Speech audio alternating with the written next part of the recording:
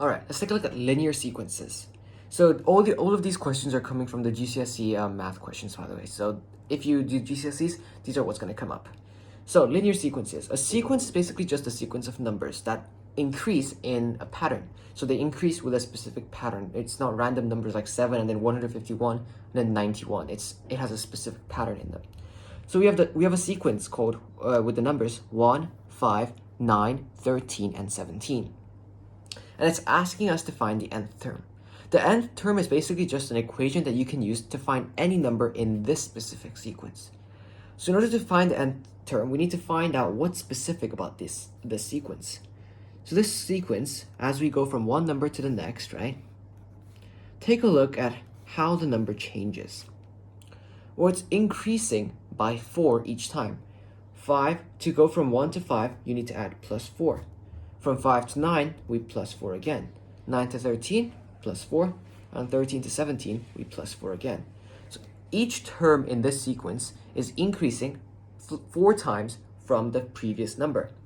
So it's going to be something to do with 4n, because it's increasing by 4. And n is basically the number you're looking for. So if you're looking for the second number, it's going to be 4 times 2. Now to go from 4n to, say, the second number, we need to minus 3, right? And that is the nth term.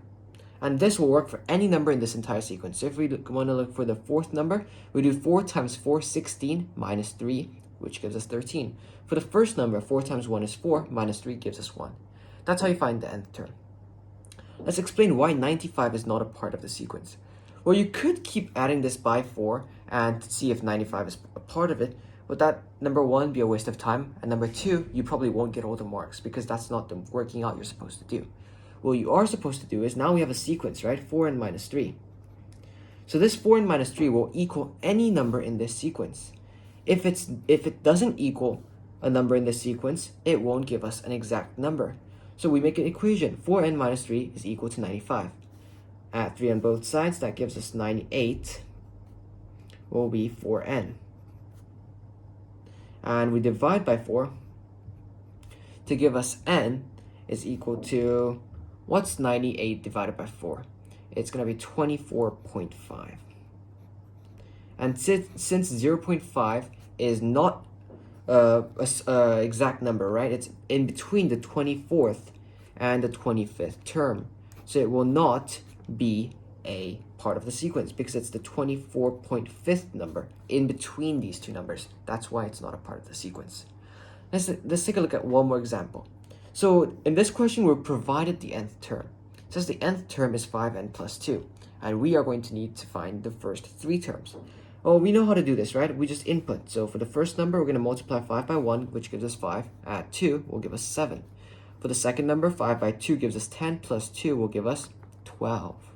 For the third number, we're going to do 5 times 3, which gives us 15, plus 2 is 17. Pretty easy, right? We have another sequence. We need to find the nth term. Let's take a look at how the number changes as you move. This time we're adding by 6. 5 plus 6 is 11. 11 plus 6 is 17. 17 plus 6 is 23. 23 plus 6 is 29. So we know that it's going to be 6n and something that comes after it. If we do 6 by n, so for the first number, right? So if we do 6 multiplied by 1, we're going to get 6. And we need to minus 1 to get 5. For the second number, 6 by 2 is 12, minus 1 gives us 11. For the fifth number, 6 by 5 is 30, minus 1 gives us 29. And that is the nth term. Now, linear sequences are very easy because all the numbers increase with an exact number, a specific number. We have something called quadratic sequences that has a couple of more steps needed, and that we'll look at in the next video. Thanks for checking out this one.